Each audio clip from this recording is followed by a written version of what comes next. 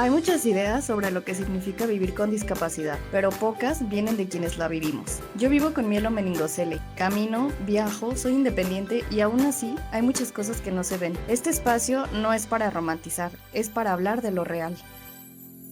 Hola, me llamo Fabiola. Nací en el año 86 con mielomeningocele. Ese diagnóstico trajo muchas dudas a mi vida. Se pensaba en lo que podía o en lo que no se podía hacer con ese diagnóstico. Más enfocado era todo hacia lo que no. Pero mi historia fue totalmente diferente a lo que se esperaba. El guión cambió, porque controlo esfínteres en un 90%, camino y hago muchas cosas que normalmente con ese diagnóstico no suceden. Entonces, pues así crecí con esa idea de los médicos o con ese mensaje de tu caso es distinto, algo que te hace sentir raro porque sientes como que no encajas. Pero yo creo que eso tiene algo muy positivo, porque tener ese diagnóstico y tener esas diferencias me hicieron avanzar de forma exponencial.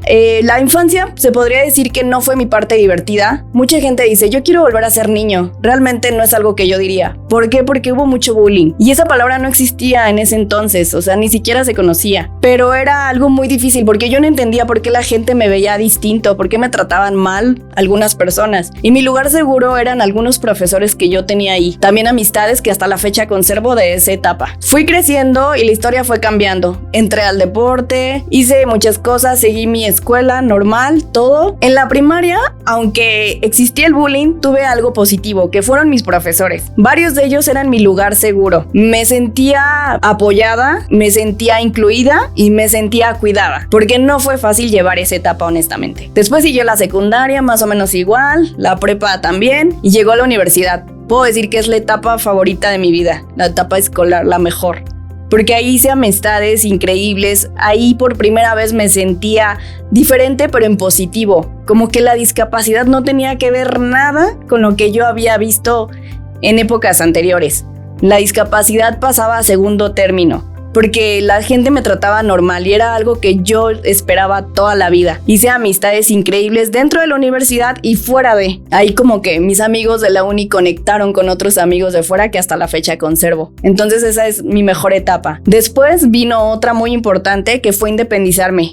Me fui 8 años a vivir a Playa del Carmen sola y ahí también fue de las mejores etapas. Mis papás cuando me fui me decían, ¿pero qué vas a hacer? Y yo pues estudié turismo, voy a trabajar allá, voy a ser independiente, hacer mi vida. Y me decían algo muy chistoso porque cabe mencionar que no sé cocinar. Me decían, ¿qué vas a comer? Y yo, pues atún en todas sus presentaciones, ensalada de atún, aguacate relleno de atún, etcétera. Y pues sí lo hice así. Entonces me fui y estuvo muy padre. Esos 8 años estuvieron increíbles. Crecí mucho como persona, profesional. Tuve novios, bailé muchísimo, me divertí demasiado y fue una experiencia increíble. Eso me hizo crecer, fue un parteaguas en mi vida muy padre. Esos 8 años viviendo independiente me dejaron muchas cosas, pero lo más importante fue la autoestima, algo que yo pensaba que nunca me iba a suceder por tener una discapacidad, y fue increíble conocer esa parte, porque me desarrollé de una forma que yo no pensaba ni siquiera que podía hacerlo. Yo pensaba que la discapacidad ya era algo marcado, algo que yo no iba a poder superar en el sentido de que no puedes,